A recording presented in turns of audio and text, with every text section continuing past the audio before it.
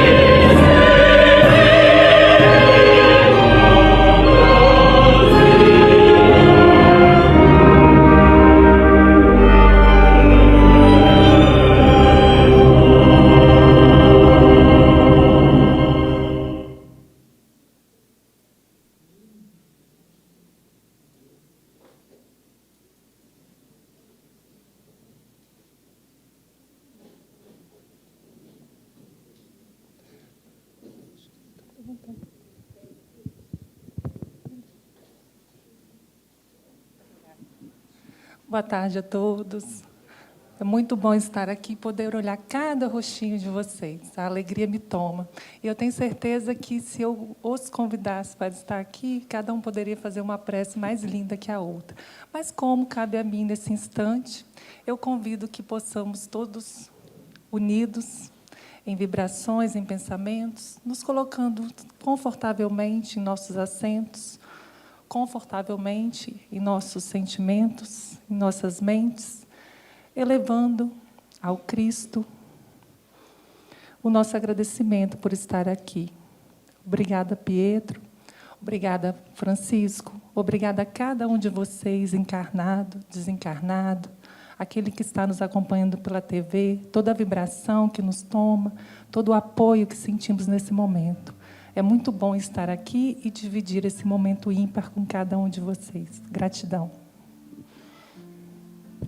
Então, nesse momento, nós iremos fazer uma breve apresentação do nosso querido companheiro, Dr. Gilson. Dr. Gilson Freire formou-se em medicina em 1980, pela Universidade Federal de Minas Gerais.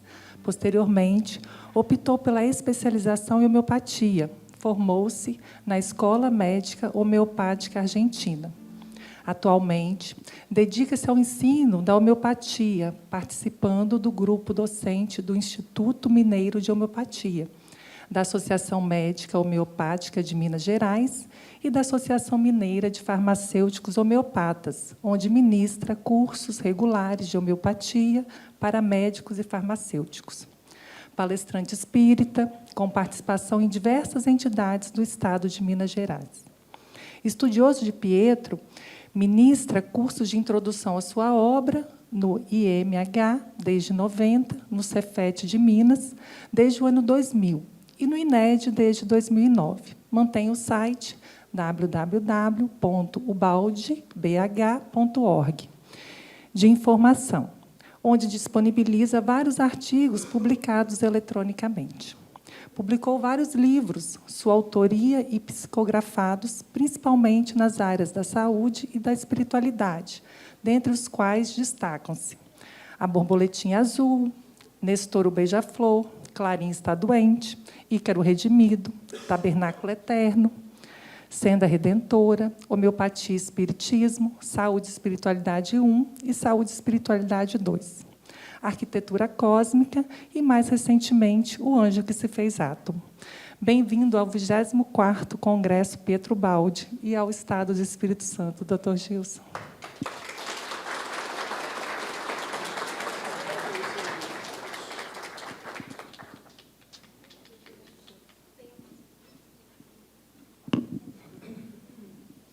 Boa tarde, amigos. Que o Senhor nos abençoe. Agradecemos primeiramente ao nosso Pai por esta oportunidade. As meninas de Linhares, é assim que eu a chamo, por este evento maravilhoso que estão nos proporcionando, pelo convite de estar aqui. E agradecemos também a todos vocês.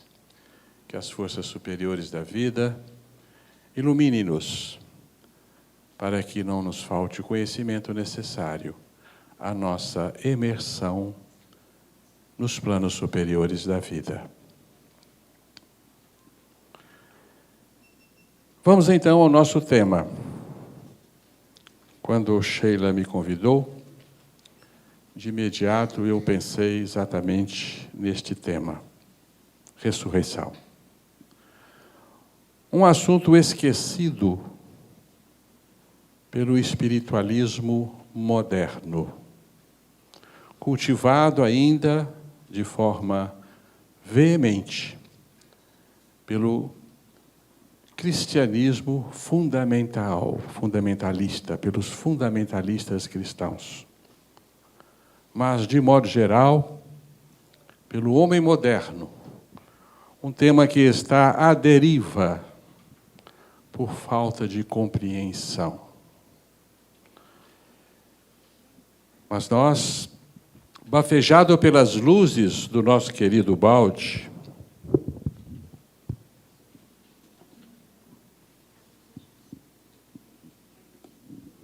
podemos resgatá-lo como um dos mais importantes assuntos pertinentes a nossas vidas, a nossa jornada evolutiva. Portanto, faz-se necessário ressaltá-lo, trazê-lo à tona, compreendê-lo de uma forma mais abrangente, a fim de que ele nos sirva como o mais importante estímulo à nossa caminhada. Podemos ler na grande síntese a palavra de sua voz, que interroga a nossa alma, perguntando-nos: por que correis, se não sabeis para onde ir? Que esta questão possa acomodar-se no coração de todos e que vocês possam ter prontamente a resposta: para onde devo ir? Por que estou correndo? Correndo para onde? Qual é ou deveria ser o meu maior objetivo nesta e em todas as vidas em que compareço na carne? E eu logo adianto para vocês o meu profundíssimo agradecimento a papai Ubaldi, que lá em Minas Gerais, nós assim o chamamos. Agradecemos imensamente ao nosso papai Ubaldi por haver nos resgatado uma compreensão mais dilatada, não só deste tema, mas dos grandes fundamentos do cristianismo. Que entendemos nós por ressurreição? Certamente que todos vocês estão informados da interpretação literal que tem servido aos crentes cristãos ao longo dos séculos. Se formos ao Evangelho, vamos nos encontrar com Jesus nos dizendo enfaticamente: em verdade vos digo que vem a hora, e agora é, em que os mortos ouvirão a voz do Filho de Deus, e os que ouvirem viverão. A religião cristã apegou-se à ressurreição material, ressurreição dos corpos físicos, dos cadáveres enterrados nos túmulos, por não poder alcançar a verdadeira, a espiritual, a ressurreição no seu sentido abrangente, que se constituiu no cerne da doutrina cristã. Portanto, esta é uma mera aproximação deste assunto, a ressurreição dos mortos. Aliás, este é um horário cruel para o expositor. Não é verdade? Né, Juraci? É o horário do nosso soninho, da nossa sesta, né? Por isso é preciso que nós estejamos atentos à palavra de Paulo. Desperta, tu que dormes. Levanta-te dentre os mortos, e o Cristo te ressuscitará. Portanto, se alguém cochilar, o companheiro do lado dê uma cutucada. Desperta-te dentre os mortos.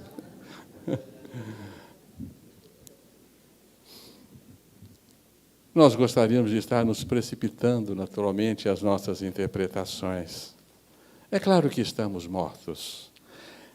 É claro que nós estamos necessitando de acordar, porque vivemos um sono secular, mais do que um sono, um pesadelo, imersos na vida física, insistado nos túmulos de carne, nós permanecemos não só obnubilados, dormindo, mas vivendo um sonho pavoroso, o sonho da vida na carne, onde colhemos os produtos de nossas semeaduras em formas de dores, e a vida comparece, impondo-nos o resgate necessário para que os nossos espíritos despertem para a vida real.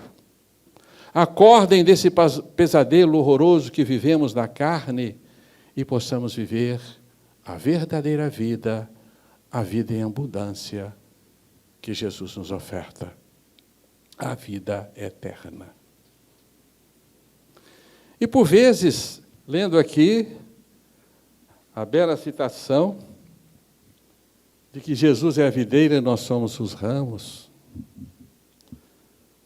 por vezes nós, pequeninos ramos, crescemos de modo afoito, ou permanecemos com galhos ressequidos, incapazes de produzirem um fruto qualquer. A vida, na sua sabedoria, vem com a sua tesoura fazendo a poda dos ramos inférteis. Né, Ferdinando? E a poda dói. Nós esperneamos na poda. chiamos quando não nos revoltamos. Um pequeno parênteses apenas para afirmar a vocês que passamos por uma pequena poda, se não pequena, significativa. Enfrentamos os ferros cirúrgicos há pouco tempo, mas estamos aí, alegres e felizes por ter merecido da vida passar pela poda. E quiçá possamos realmente produzir o que convém nos produzir depois da poda. Então cá estou eu, neste momento, ainda me recompondo desta poda. Os mortos se levantarão dos túmulos? Embora esta nos pareça ser uma crença até certo ponto infantil, nós não temos mais condições de acreditar que Senhor, nosso Pai, a despeito de todo o seu poder, irá reconstituir cadáveres já desfeitos em seus túmulos. E, mediante esta proposta absurda, nós abandonamos o tema, que se nos apresenta sob um outro aspecto muito curioso, que está lá em Paulo, na primeira carta aos Tessalonicenses. Porque o Senhor mesmo descerá do céu em grande brado, ao som da trombeta de Deus, e os que morreram em Cristo ressuscitarão primeiro. Depois nós, os que ficarmos vivos, seremos arrebatados, juntamente com eles, nas nuvens, ao encontro do Senhor nos céus, nos ares, e assim estaremos para sempre com o Senhor. Me recordo de um amigo há muitos anos, na cidade de São Paulo, que nos contava que pegou um táxi e no painel do carro estava escrito assim: cuidado, perigo de arrebatamento. Ele ficou curioso com aquilo. Você lembra disso, Ferdinando? Deve ser abauroamento que o senhor quis dizer, não? Deve ser. É perigoso sempre, uma batida.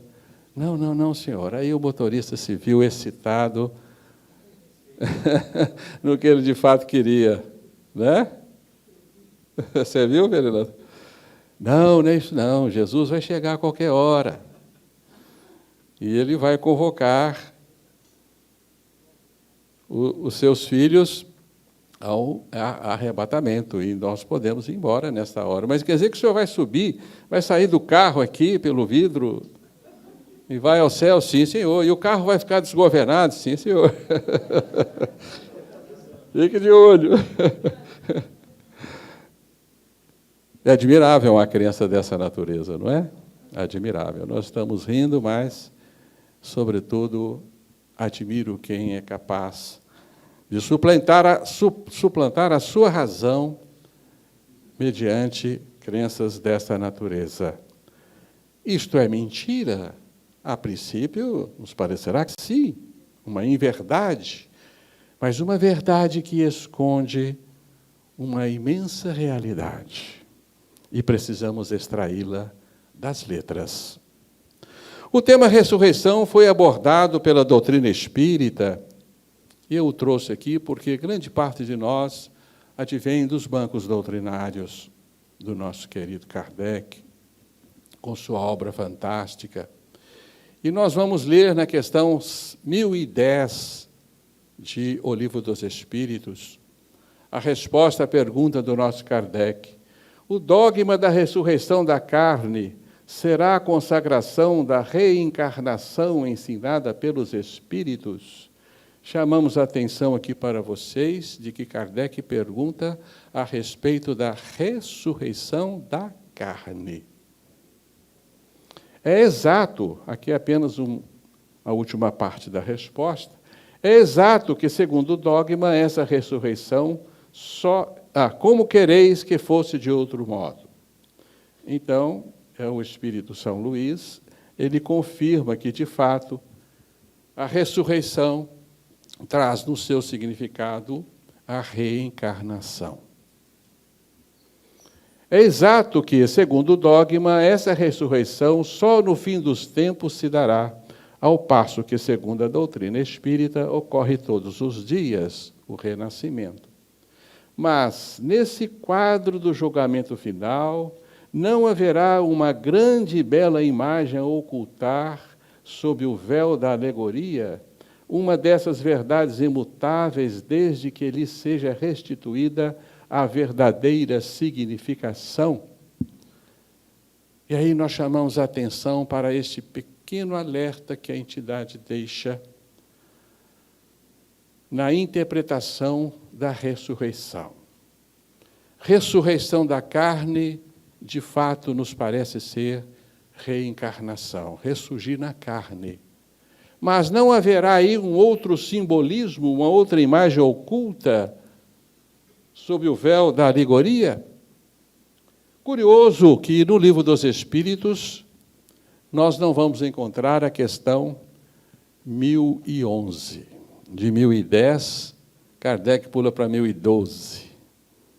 O que será que se passou, hein? Será que havia ainda mais uma questão a se esclarecer a respeito do assunto? Será que não era a hora? Será que se perdeu a questão 10.011? Nós não sabemos. Mas é provável que não era o momento ainda para penetrar no assunto. O fato é que, se nós estivermos atentos à literatura espírita, nós vamos encontrar dois significados para a ressurreição. Vamos nos deparar com dois conceitos de ressurreição. E trouxemos aqui para vocês pequenos trechos da obra do nosso Chico, do livro Libertação. Está assim dito: revela-nos tua vontade soberana e misericordiosa, a fim de que, executando-a, possamos alcançar um dia a glória da ressurreição verdadeiro. Esta é a prece de Gúbio, não sei se vocês se recordam.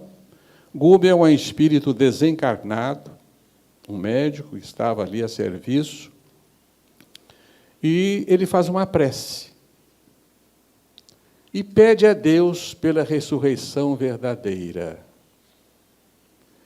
Eu era ainda garoto quando li a Libertação por primeira vez, um adolescente, e me recordo plenamente de que eu me assustei com a prece de Gúbio e pensava com meus botões: espera aí, o espírito desencarnou, ressurgiu no mundo dos espíritos, por que ele está pedindo por outra ressurreição? Que ressurreição é esta? Ele já está ressurreto no mundo dos espíritos. Ele vai reencarnar. Portanto, ele já está imbuído da ressurreição, por lei natural. O que é a ressurreição verdadeira? Vocês pararam para se perguntar o que é isto? E o tema se repete em outras obras, são muitas as citações. Do livro Os Mensageiros, do nosso Chico, André Luiz, meditei muitíssimo, refleti intensamente e concluí que, para atingirmos a ressurreição gloriosa, não há, por enquanto, outro caminho além daquele palmilhado pelo doutrinador divino. Portanto, nós nos deparamos claramente, dentro da doutrina espírita, com dois conceitos de reencarnação. O renascer da carne, que é a reencarnação propriamente dito, e o renascer do espírito, a verdadeira ressurreição de que agora iremos falar. Esta, com certeza, é a ressurreição gloriosa, a que se refere a André Luiz, e que vamos encontrar em Emmanuel também, por exemplo, no livro Pão Nosso, lição 62. Ó Senhor, que não fizeste por nós, a fim de aprendermos o caminho da gloriosa ressurreição no reino. Gloriosa ressurreição no reino. Isto é reencarnação? Não pode ser, não faz sentido. Até que me liberte da morte no pecado, um dia encontrarei a ressurreição eterna, a harmonia sem fim. Emmanuel, livro Renúncia. A ressurreição eterna, explicada aí parcialmente como a harmonia sem fim. Isto é reencarnação? Claro que não. Não poderia ser. Então, há um outro significado escondido neste conceito. Inclusive, nós pensávamos naquela época, ainda não entendíamos, não conhecíamos o balde, que quando Cristo se referia à sua ressurreição, ele não estava dizendo reencarnação. Cristo não reencarnou. Não era isso que ele queria dizer. Haverá um outro conceito e nós precisamos nos apossar dele. Se formos ao Evangelho, nós vamos nos deparar também com dois conceitos para o tema reencarnação. Jesus se refere a estes dois conceitos, porque vem a hora em que todos os que estão nos sepulcros ouvirão a sua voz e sairão. Os que tiverem feito o bem, para a ressurreição da vida. Os que estiverem praticado o mal, para a ressurreição do juízo.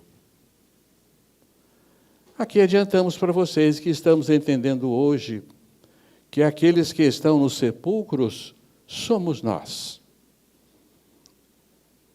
Eu sei que é um conceito pesado nós encararmos o nosso corpo físico como o nosso túmulo, onde encontramos a morte da nossa consciência, o apagar das nossas potencialidades divinas. Mas assim nos parece ser. Somos os túmulos caiados, os mortos, que continuam a enterrar os seus mortos. Os mortos que precisam levantar de seus túmulos. E vamos encontrar em Jesus também outra referência, completando-nos a compreensão. E a vontade do que me enviou é esta, que eu não perca nenhum de todos aqueles que me deu, mas que eu o ressuscite no último dia. Ressurreição do último dia. O que será isto? Ressurreição da vida e ressurreição do juízo. Por ora, estamos compreendendo como ressurreição do juízo a reencarnação, onde nós nos submetemos à lei de causa e efeitos e expiamos os nossos erros. Assim, nos parece claro entender a ressurreição do juízo, o mergulho na carne. Enquanto que a ressurreição da vida, a ressurreição do último dia, nos parece ser a ressurreição do espírito. O primeiro é o renascer na carne. O que é carne é carne. O segundo é o renascer no reino do espírito. O que é o espírito? O que é espírito é espírito. Portanto, aí nós nos deparamos também com dois conceitos de reencarnação. O primeiro, nós já estamos bastante cientes do seu funcionamento, da sua mecânica, já o experimentamos milhares ou milhões de vezes, em que estamos reencarnando seguidamente nos mundos físicos. Mas a ressurreição do Espírito ainda não a experimentamos. E esta precisamos compreender. O próprio Cristo, ao que tudo nos indica, também experimentou dois tipos de ressurreição.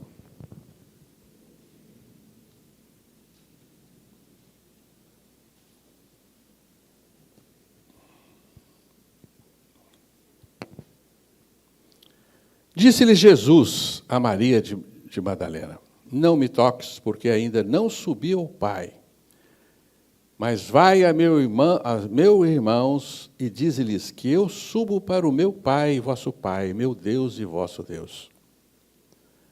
E no Atos dos Apóstolos, a este ressuscitou Deus ao terceiro dia e lhe concedeu que se manifestasse. Então aí nós temos a ressurreição do Cristo do terceiro dia.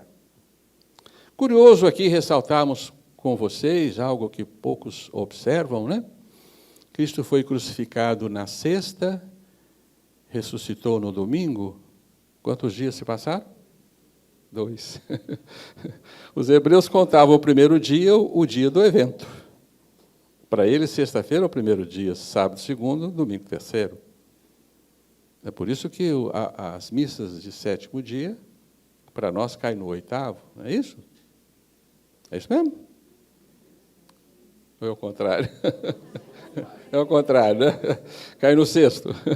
Para nós, cai no sexto. Porque eles contam o primeiro dia do desenlace, o dia do desenlace é o primeiro dia. Certo? Essa era a tradição. Não sei se ainda é assim, né? Mas o fato é que Jesus ressurge no terceiro dia, através de uma manifestação física, corpórea, visível, tátil, palpável. Tudo nos indica que isso é uma espécie de ressurreição, claro. Jesus a manifestou de forma contundente aos olhos de seus discípulos. E aí sim nós entendemos esta ressurreição do Cristo como a manifestação da imortalidade. Onde Cristo nos dizia, a morte física, a morte do corpo, é apenas uma transição para outro tipo de manifestação da vida, em outro plano.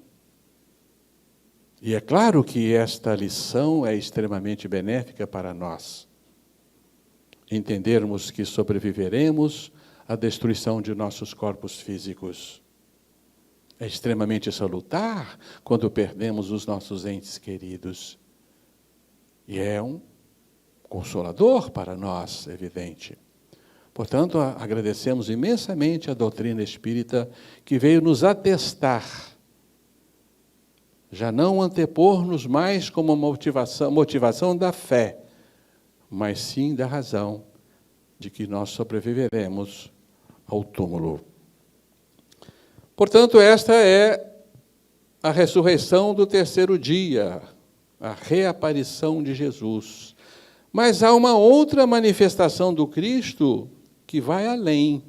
E aí sim parece-nos ser a verdadeira ressurreição, a ressurreição do Espírito. Ora, ninguém subiu ao céu, senão o que desceu do céu, o Filho do Homem. E aconteceu que, enquanto os abençoava, apartou-se deles e foi elevado ao céu. Ora, o Senhor, depois de lhes ter falado, foi recebido no céu e assentou-se à direita de Deus. Aqui nós vamos nos deparar com um outro fenômeno. A subida aos céus, a ascensão ao céu. O reencontro com o Pai, o estabelecer-se no trono de Deus à sua direita, interpretada ao pé da letra como se Cristo tivesse realmente subido aos céus diante dos discípulos, e o céu considerado este espaço atmosférico que nos separava das estrelas. De qualquer forma, nós vamos considerar isso a verdadeira ressurreição do Cristo. A real ressurreição. Aí vamos situar o grande e importantíssimo fenômeno que nos cabe agora chamar a atenção. Então, aí estamos diante de dois fenômenos. As manifestações corpóreas depois do terceiro dia e a ascensão ao céu, como dois conceitos de ressurreição. A qual deles Jesus se referia? Poucas vezes Jesus se referia à sua reaparição depois da morte. Na maioria dos diálogos de Cristo, Cristo está se referindo a um outro tipo de ressurreição, não a ressurreição do corpo. Então, nós precisamos de Ubalde para entendermos o que é a ressurreição do Espírito, a ressurreição gloriosa, a ressurreição para a vida eterna, a ressurreição verdadeira. Essa que, na atualidade, nos escapou, porque nós percorremos as escolas cristãs, espiritualistas da atualidade e abandonamos o tema. Ele não nos parece pertinente, nós não nos preocupamos com isto, mas graças às revelações de Ubalde, o tema necessita retornar. Para entendermos o significado desta ressurreição, nós temos que partir, como Ubalde, da sua revelação fundamental, o cerne de toda a sua obra, a viga mestra da catedral de pensamentos que Ubalde nos ergueu, a queda do Espírito. Nosso Rafael querido, surpreendente Rafael, e eu disse a ele, esse é o nosso garoto, né? Que irá trazer outros novos garotos, né, Rafael? Para essa jornada maravilhosa de Ubalde. E a nossa alma sorria ao ouvir nosso Rafael. Garoto do Rio. Os meninos do Rio, né, Rafael? Que haverão de continuar essa tarefa maravilhosa de trazer Ubalde à tona para a mentalidade moderna.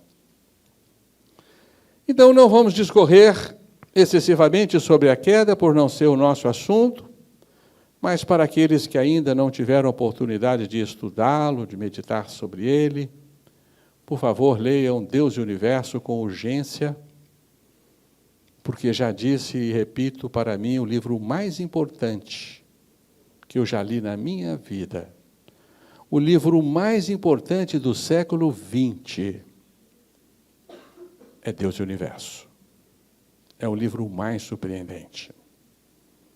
E se vocês quiserem mais um, eu acrescento o Cristo, o livro Cristo.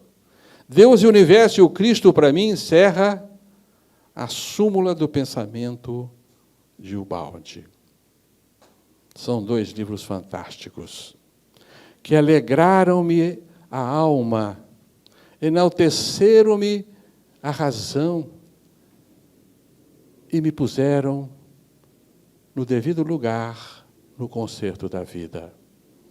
Eu agradeço de joelhos ao nosso papai Ubalde por essas duas obras extraordinárias. Por favor, não desencarnem sem ler Deus e o Universo e o Cristo. Se não der tempo, leia do lado de lá. Ainda dá, né?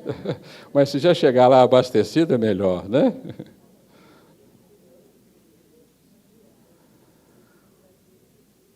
Esta teoria da queda é fundamental para entendermos a lição de Jesus,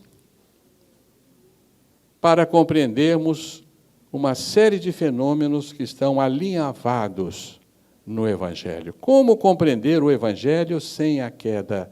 O Evangelho fica desfigurado.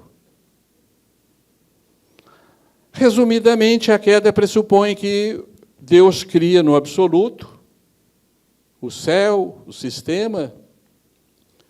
Deus, sendo uma essência pura e imaterial, só pode criar no seu próprio seio, fora do espaço e do tempo. Deus não se serve do espaço, do tempo, da matéria ou da energia para criar, porque essas não são as suas vestiduras naturais. Então, o imaculado seio de Deus gera espíritos puros, tal qual é a sua pura substância. E criou um outro universo além do nosso, um universo não espacial, não temporal, que nós não imaginamos o que seja. Devemos apenas estar certos de que este universo não tem tamanho, Ele não é grande nem é pequeno, ele não é espacial. Não sabemos o que é isto.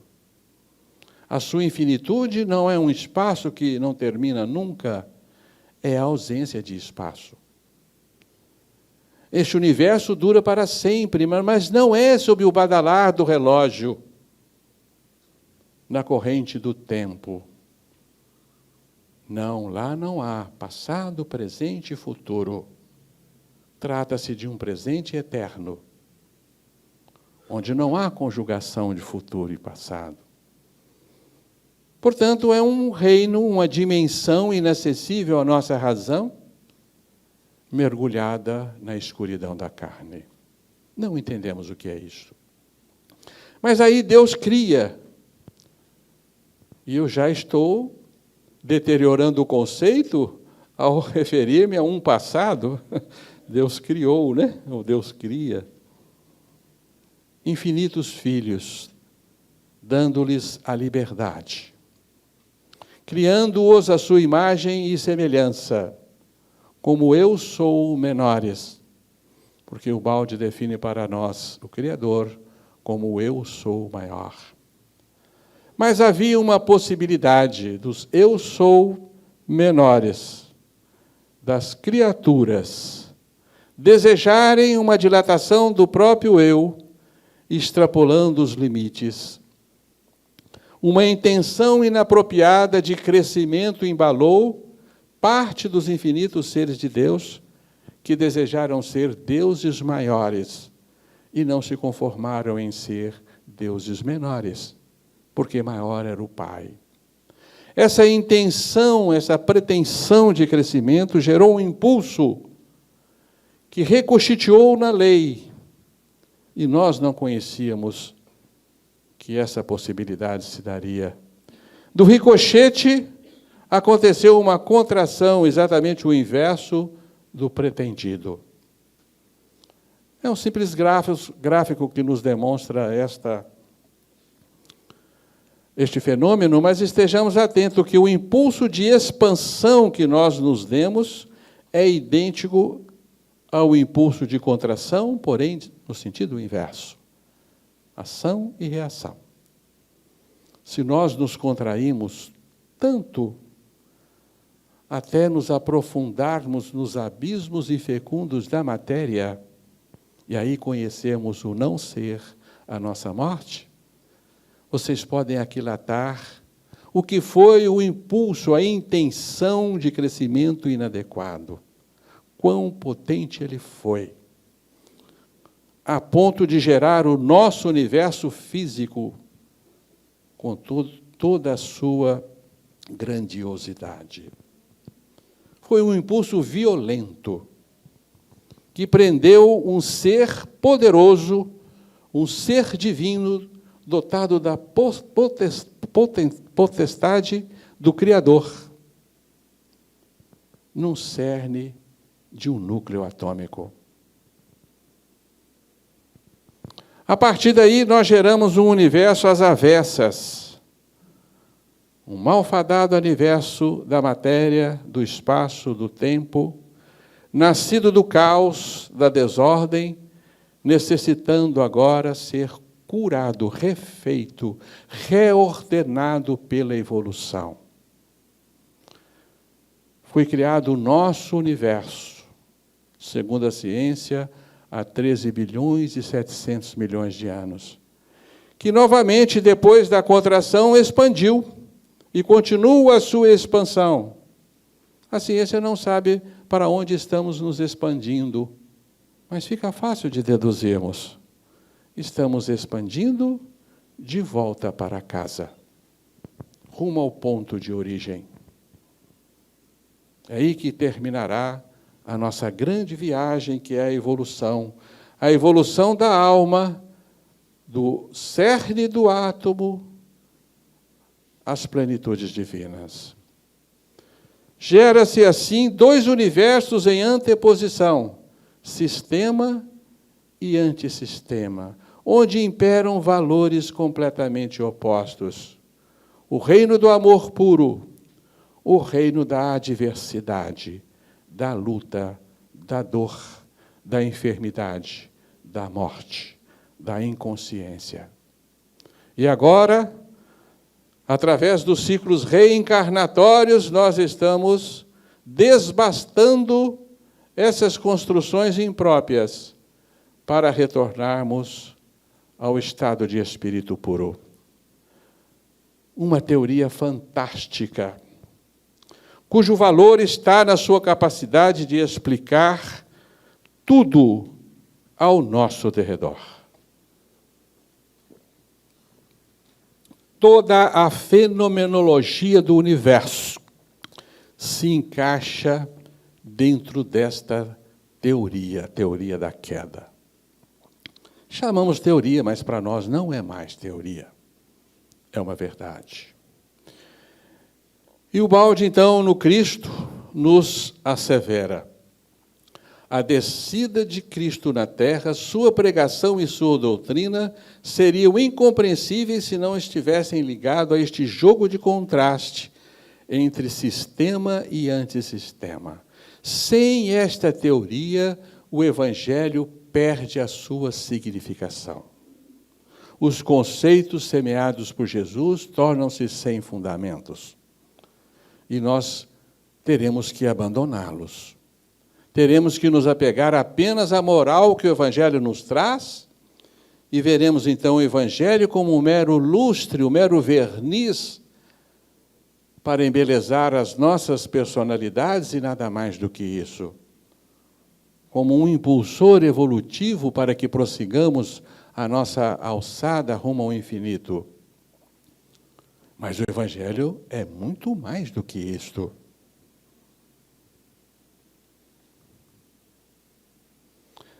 O Evangelho veio nos falar de um outro reino além do nosso universo. E se nós formos estudar as parábolas do Cristo, são cerca de 33 parábolas, em 32 parábolas Jesus nos fala do reino dos céus. Aos 70 discípulos ele ordenou, ir e pregai, o reino de Deus está próximo. E ele diz que o seu objetivo aqui na terra é indicar-nos o reino de Deus. Ele veio para nos falar do reino de Deus. Venha a nós o vosso reino. Não temais, pequeno rebanho, porque a Deus agrada dar-vos o reino.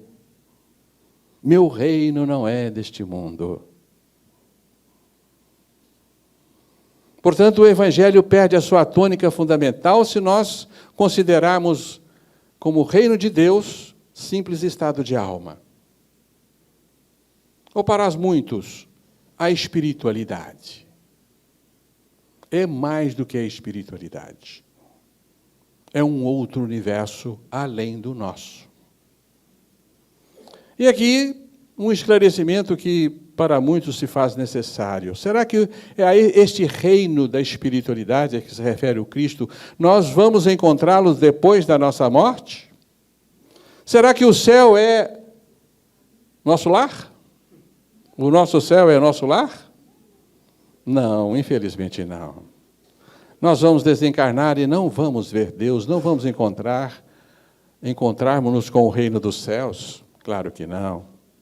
Vamos estar num mundo chamado extrafísico, entretecido em uma matéria diferenciada, porém também em um mundo de formas, subordinados às correntezas do tempo, desenhado em formas, esboçados em um espaço. É um cenário espaço-tempo, onde a evolução segue a sua inestancável trajetória. A evolução se dá em dois mundos, não é assim que nos diz a revelação de André Luiz?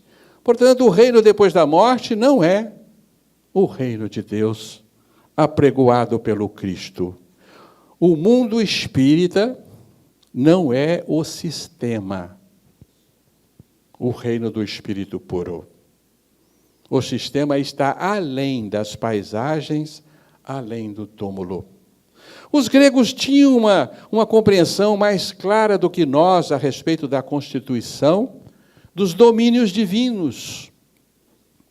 Aqui nós temos a cosmologia platônica, que não era muito diferente da aristotélica, mas nós vamos nos encontrar aqui com o mundo das ideias puras, o mundo divino propriamente dito, o mundo inteligível, o sistema, que se divide no mundo sensível, o mundo do antissistema. Então, aqui nós temos o todo, dividido em duas partes. Mundo das ideias puras, mundo sensível. O mundo sensível, por sua vez, se divide em mundos físicos, aqui está a Terra, e uma região espiritual ao redor, que os gregos chamavam de Hades. E havia um Hades superior e um Hades inferior. O Hades superior, um mundo espiritual ameno, aprazível, e o Hades inferior, chamado Tártaro ou Érebo, que aprendemos tratar-se do nosso famoso umbral. Que conhecemos muito bem. Somos assim, né, com o umbral, né? Portanto, o mundo espiritual após a morte é um mundo próximo ao mundo físico, onde nós desencarnamos, passamos por aqui, ou comumente por aqui, e voltamos à carne. Mas este não é o mundo divino, porque seria um absurdo nós colocarmos as trevas que descolorem as paisagens espirituais pertinentes ao mundo divino. O mundo divino estaria contaminado. Só acrescentando, né, aqui para os peripatéticos, seguidores de Aristóteles, aqui é o mundo dos deuses, o empíreo, onde vivem os deuses imortais, e nós trafegaríamos naturalmente por essa região.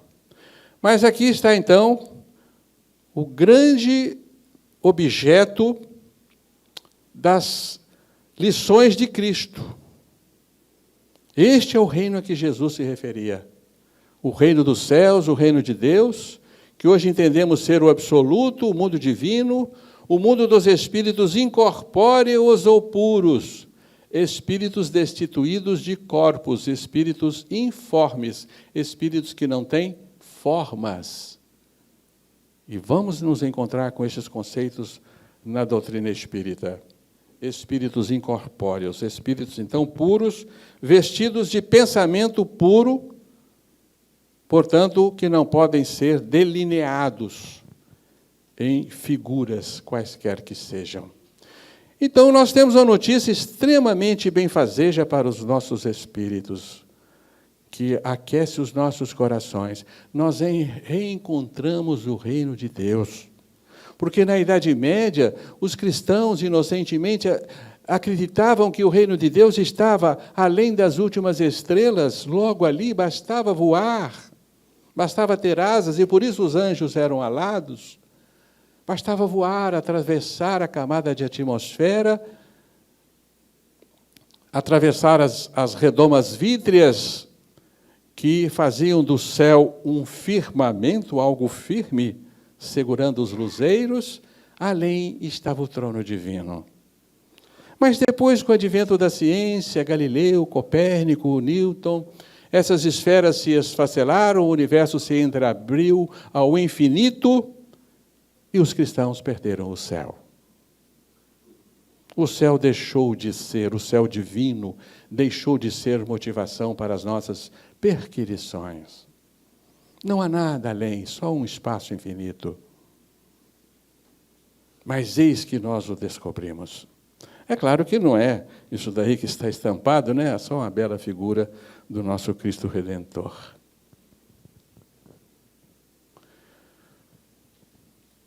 Como agora vamos entender a doutrina cristã? Agora ela se torna estupenda aos nossos olhos.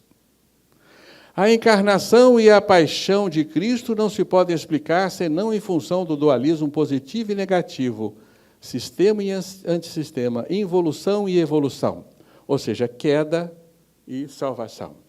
Explicamos acima que o que se costuma chamar de criação não é a formação do sistema, mas do nosso universo físico. É a queda do espírito na matéria, isto é, do sistema no antissistema. Cristo se inseriu plenamente neste fenômeno, neste modelo, no sentido que se propôs a corrigi-lo, impulsionando com a redenção o homem para o sistema. Ah, sim, agora o conceito de redenção, que é a mesma coisa de salvação, cresce estupendamente aos nossos olhos. Nós o resgatamos. Infelizmente, nós o havíamos perdido. Esse conceito se diluiu nas lições do espiritualismo moderno. Todas as escolas espiritualistas modernas, não só o espiritismo, teosofia e outras, eles se perderam no conceito de salvação. E salvação ficou alguma coisa assim, um tanto quanto indevida aos olhos da mentalidade moderna. Que história é essa de bater no peito e dizer assim, Jesus é meu Salvador? Que bobagem! Não é verdade? Líamos há uns anos atrás, já disse isso muitas vezes, né? Um artigo numa das nossas revistas espíritas principais, intitulava-se assim o artigo, Salvação não obrigado. E o autor, muito bem fundamentado nos conceitos da evolução espiritual, dizia que nós não temos que nos salvar de nada. Temos que evoluir, nada mais do que isto. Mas agora com o balde não. O conceito de salvação cresce aos nossos olhos. Eu vim para que tenham vida e a tenham em abundância. Ora, nós não temos vida em abundância, não. Temos uma vida fragmentada, feita de parciais expansões e contrações de consciência, em estado de vida no mundo espiritual e vida na carne. Continuamos mortos depois de morrer? Continuamos mortos ao renascer na carne? Não temos a vida eterna, somos fragmentos da eternidade. Porque o Filho do Homem veio buscar e salvar o que se havia perdido. Então agora nós humildemente batemos no coração e dizemos, Jesus é meu Salvador. E quando eu li Deus e o Universo, eu passei a compreender isso. E quando eu li Deus, Queda e Salvação, o livro Cristo, como eu agradeço ao balde por ter movido forças poderosas no meu íntimo, onde eu me refiz diante do Evangelho de Jesus, eu pude voltar ao Evangelho nas suas origens e degustá-lo e lê-lo com prazer, compreendendo agora o que Jesus queria dizer.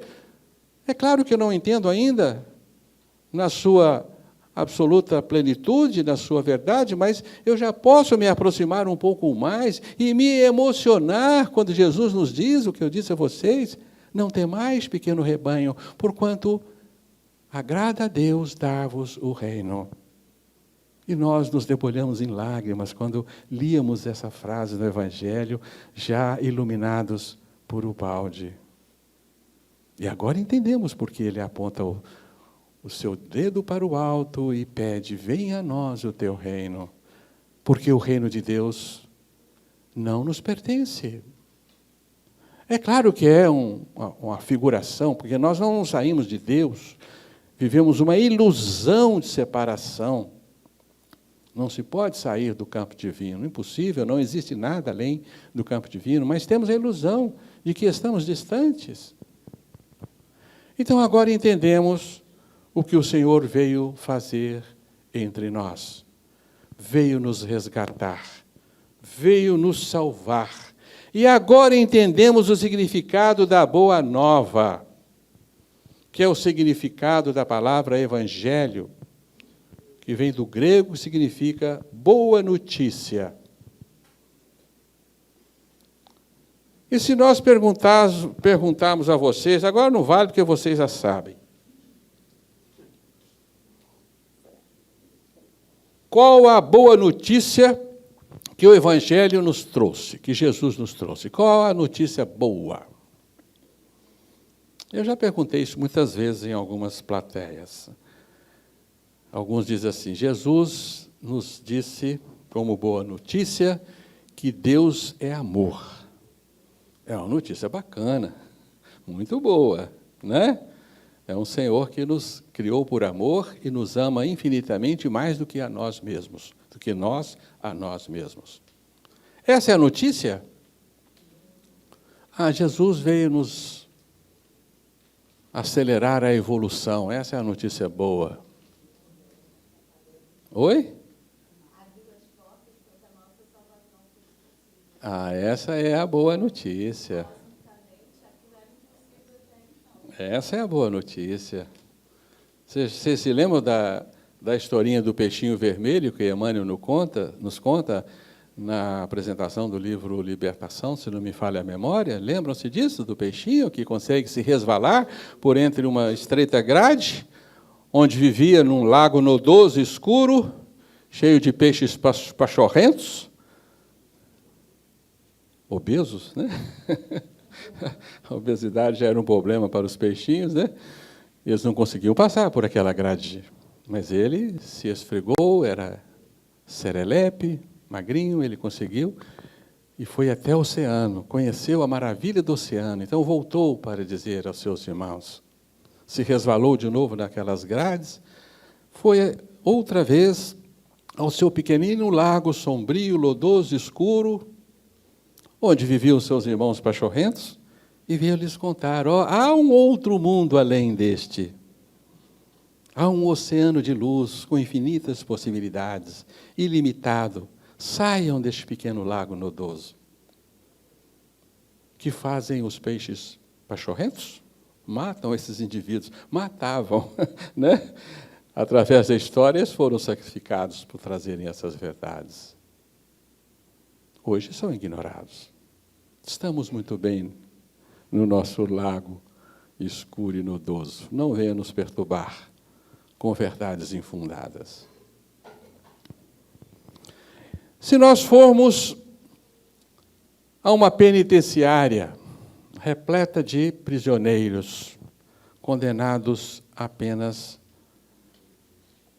de prisão perpétua, qual a melhor notícia que vocês podem dar a eles? Dizer ali e falar assim, filhos, fiquem tranquilos, Deus ama todos vocês. E vão embora.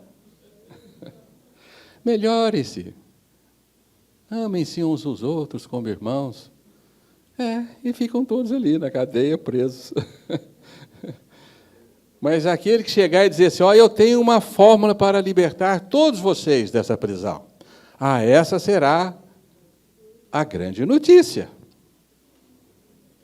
A notícia mais estupenda, que haverá de alegrar a todos. Vamos nos libertar. Que maravilha, alguém nos trouxe essa notícia. Deveria interessar a todos. Então, essa é a notícia. A notícia da salvação, a notícia de que nós podemos nos libertar dos ciclos reencarnatórios, nos evadirmos da prisão na matéria e retornarmos ao nosso estado essencial, o estado de espírito puro. Então, o Balde nos fala da nova figura do Cristo para nos explicar o conceito de ressurreição que ele agora nos traz. E vamos lê-lo com vocês rapidamente. Do livro Cristo, capítulo 3. O Balde nos diz assim, no capítulo 14, A Essência do Cristo, do volume Deus e Universo, escrevi na Itália em 1942.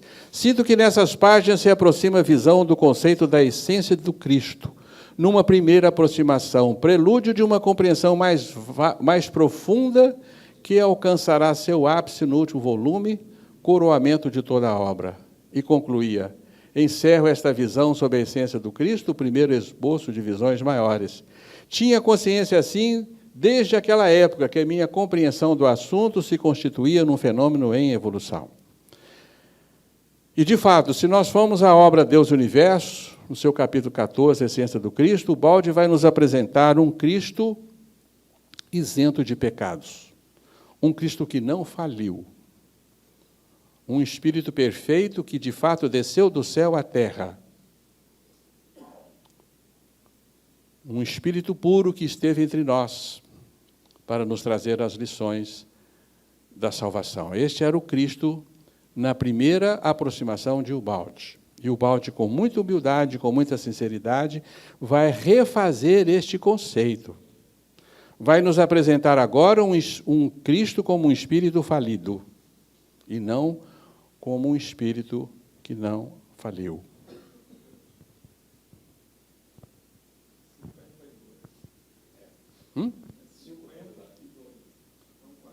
Ah, desculpa, ali é datilografia, exato, é. Tá bom, agradeço, viu, Adail? Obrigado.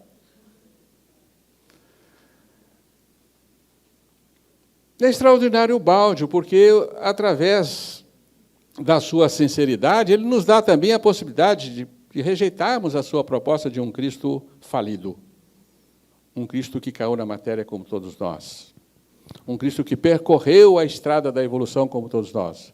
Você simplesmente fica com o que ele nos disse em Deus do Universo, e não teremos oposições ou discussões. Fantástico, Balde, porque ele não veio para brigar com ninguém.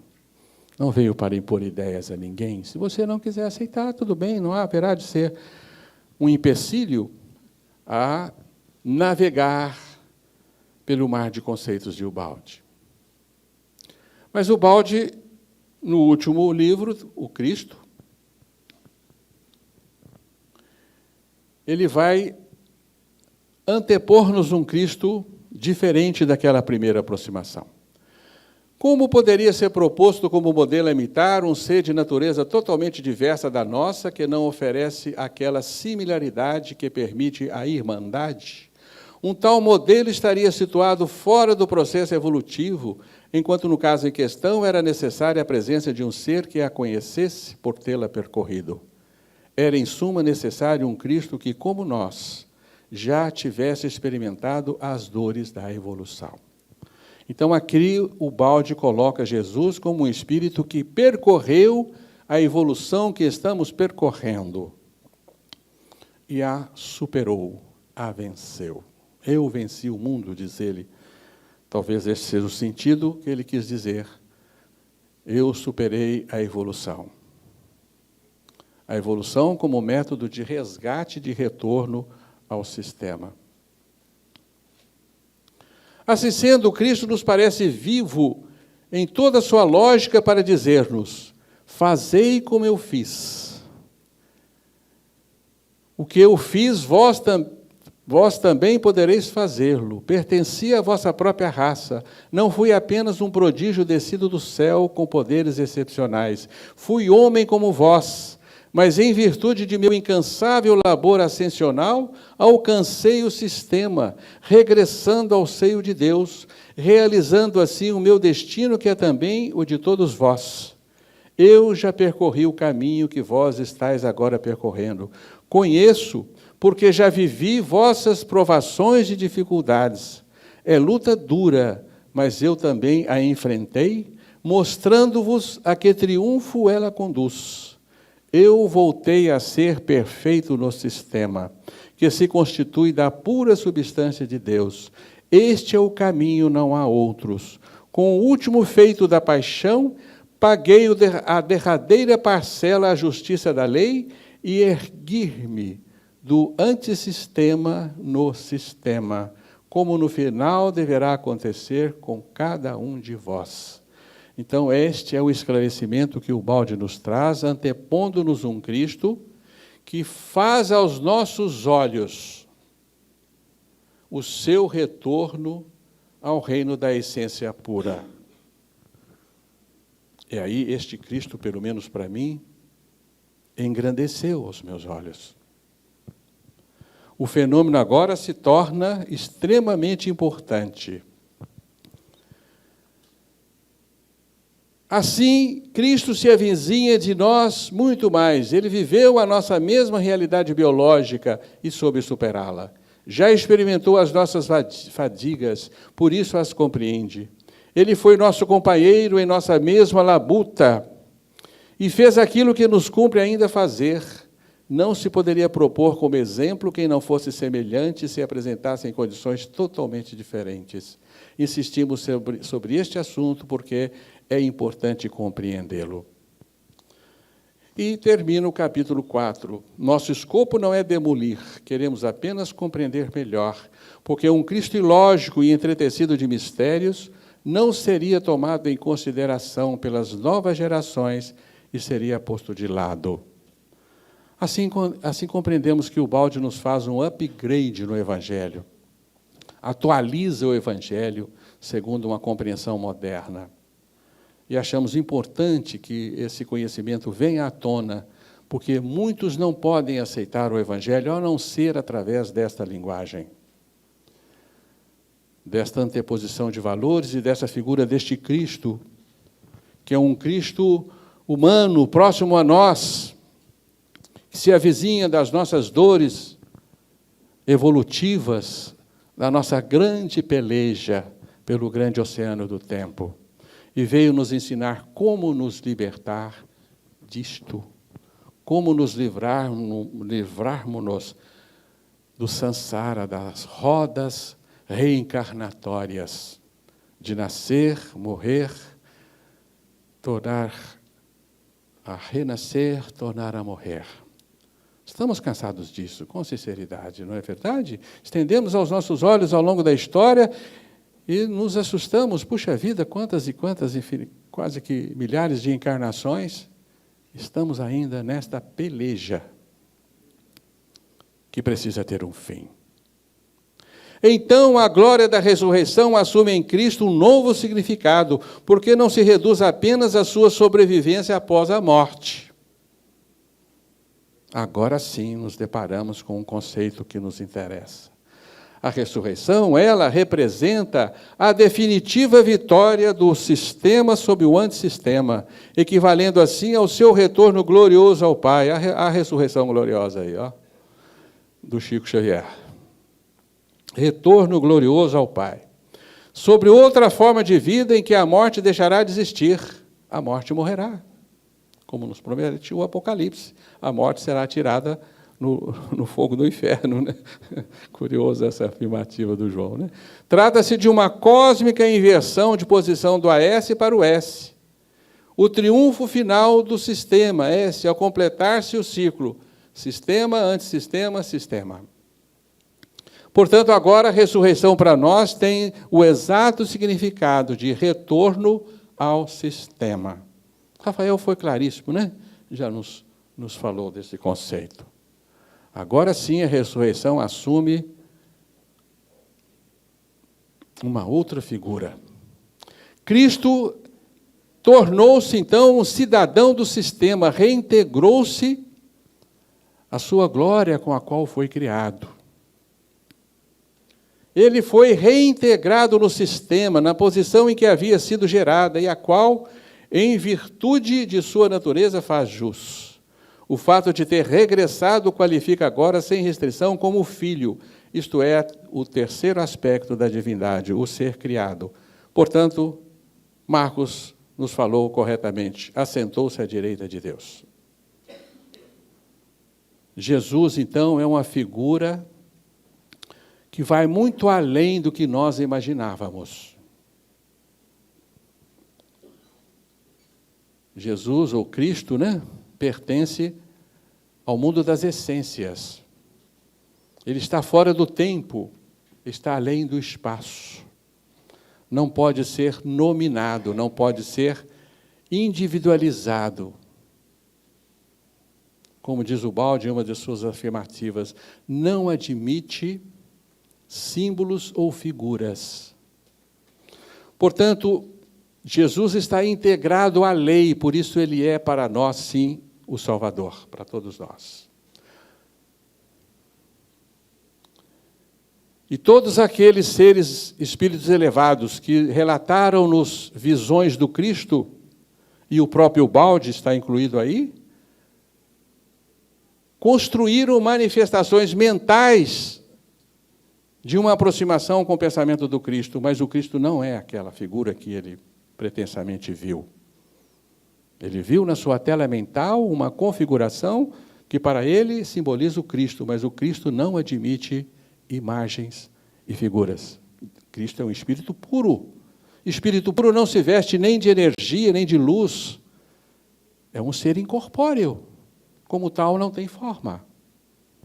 Isso não é uma crítica, é apenas uma explicação. É por isso que cada um vê Cristo segundo as suas possibilidades. E o Baldi, quando se deparou com aquele famoso quadro, né, que é um bordado, né, da figura famosa do Cristo, ele disse, esse é o Cristo que eu vejo. Mas aquele Cristo não foi a figura humana que se apresentou na Terra. Era impossível um Cristo loiro de olhos azuis, lá no mundo da Palestina. Seria algo totalmente diverso do normal.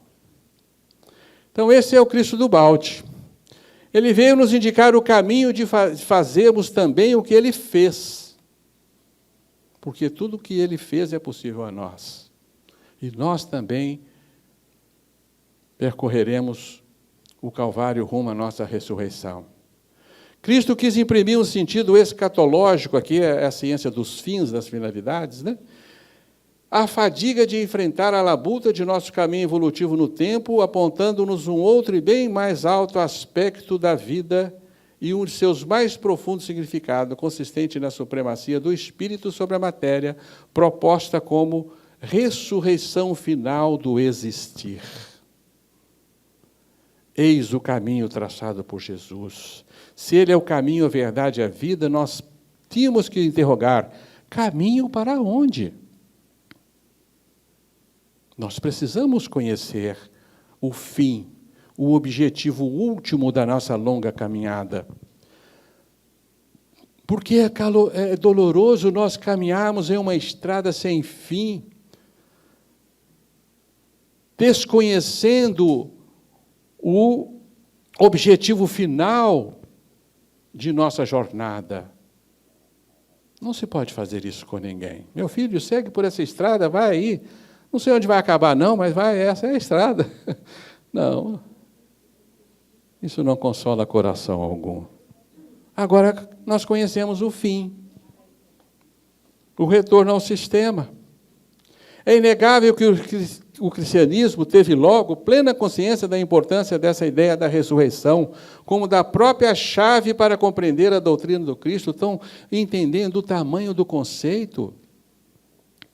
Um conceito indispensável à doutrina de Jesus, ao Evangelho. Não podemos tirar a ressurreição de forma alguma, porque nós desmantelamos o Evangelho, desfiguramos o cristianismo se nós o apartarmos do significado profundo da ressurreição do Espírito. Se colocarmos ali reencarnação simplesmente, infelizmente, a doutrina do Cristo estará desfigurada. Se colocarmos ali simplesmente sobrevivência além do túmulo, a doutrina do Cristo continuará desfigurada. Retorno ao seio divino, ao absoluto. Aí sim, a doutrina do Cristo encontra a sua perfeita interpretação.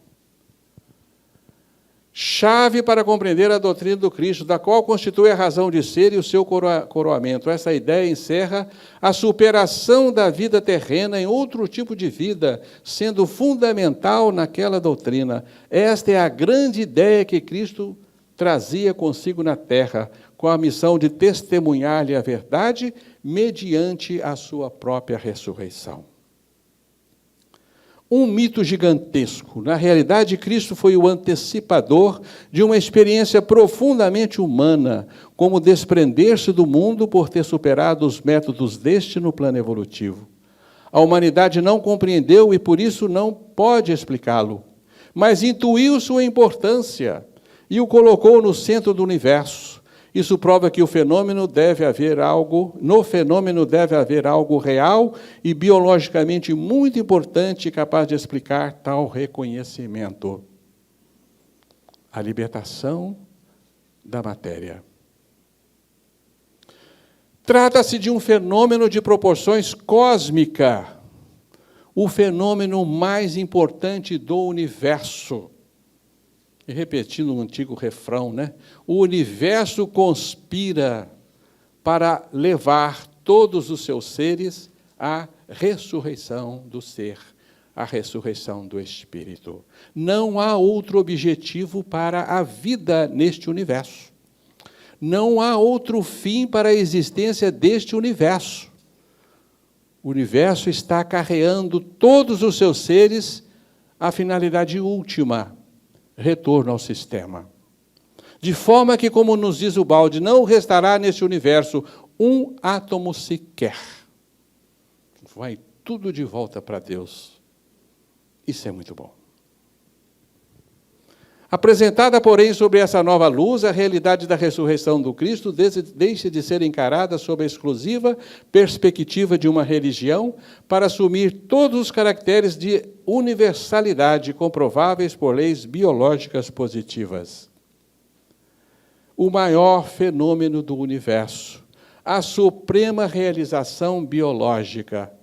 Hoje, para nós, ressurreição é fenômeno biológico, porque se a biologia existe e ela opera em nós, é para nós retornarmos ao estado essencial em que fomos criados. Portanto, agora nós podemos divisar o fim da evolução, e isso é estupendo. Como isso é apaziguador para os nossos espíritos. Agora eu sei por que eu estou nessa peleja, desta viagem cheia de tropeços e de percalços. Agora eu sei porque eu atravesso noites escuras, povoadas por vezes de tempestades. Agora eu sei porque as dores me visitam o corpo. Agora eu sei porque a caminhada é tão fatigante e eu jamais posso desistir dela. Eu sei porque ela me acossa permanentemente com seus aguilhões para que eu me levante após cada queda e prossiga nesta caminhada, ainda que com os pés sangrantes, ainda que atravessando espinheiros e pedras, porque eu tenho um fim a atingir. Eu tenho um grande objetivo a alcançar, e este há de nortear a nossa jornada, há de clarear-nos o entendimento, porque nós divisamos lá na frente agora o sol divino, onde vamos aportar. Ah, que felicidade imensa quando eu entendi isso, e compreendi que a evolução não é infinita, que eu não vou viver para sempre, que eu haverei de terminar estes ciclos. O caminho da evolução é limitado, tem o seu ponto de chegada marcado pelo retorno ao sistema. A elevação progressiva termina no reino dos céus. Aí uma alusão infantilizada do que é o reino de Deus, né? Os animais num regime aprazível de vida, vivendo harmoniosamente com todos. Enfim, nós não tínhamos outra tessitura para o paraíso, né? Mas agora sabemos que a evolução termina no paraíso, de onde nós partimos. Isto é extremamente alentador. Podemos agora responder à pergunta de sua voz: por que correis, se não sabeis para onde ir? Agora eu sei. E eu vou correr ainda mais, porque eu quero chegar. Não, pertinho nada. Embora Jesus tenha dito que está perto o reino de Deus. E olha aí que, lendo mais atentamente o Livro dos Espíritos, agora a gente pode entender melhor, né? Questão 69. É invariável o número das encarnações para todos os espíritos? Não. Aquele que caminha depressa, a muitas provas se forra. Todavia, as encarnações sucessivas são sempre muito numerosas, porquanto o progresso é quase infinito. Quase infinito é finito. O progresso não é infinito. É uma pegadinha, não é? É uma pegadinha. O que fica sendo o espírito depois da última encarnação? Tem uma última encarnação? Tem. Tem uma última encarnação. Em que as ondas do oceano do tempo devolvem à Terra o navio do corpo, que à Terra pertence, e o espírito só sobra no grande oceano, que é o oceano divino, onde ele não morre, onde ele se torna o próprio oceano. Ele se transforma no espírito bem-aventurado, o espírito puro. Ora, o provérbio aborígene, que maravilha. Somos todos visitantes deste lugar, deste tempo, deste lugar. Estamos só de passagem. Nosso objetivo é observar, crescer, amar e depois voltar para casa. Vamos entrar na fila? Algum artista concebeu isso aí, é maravilhoso, né? Andou correndo aí pelo Zap, né? A fila, tem até alguns meio ansiosos, né? Querendo que chegue depressa a vez dele para ascender aos céus. Espírito, provérbio aborígene, né? dos indígenas australianos, muito mais sábeis do que nós, que nos vestimos de razão e abandonamos esses conceitos em pretensa sabedoria da ciência. Então os justos resplandecerão como o sol no reino de meu Pai.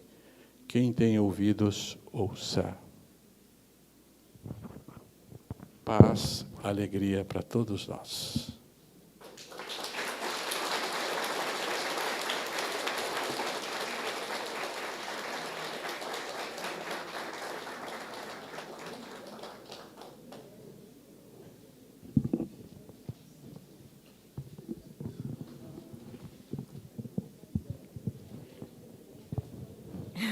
Agradecemos, então, ao nosso querido Dr. Gilson por desenvolver conosco esse tema tão importante que é a ressurreição, né, para favorecer o nosso retorno aí ao sistema através da espiral da evolução, que é o símbolo aí da nossa lembrança, que nós passamos as mãos do Dr. Gilson com muito carinho, com muita gratidão.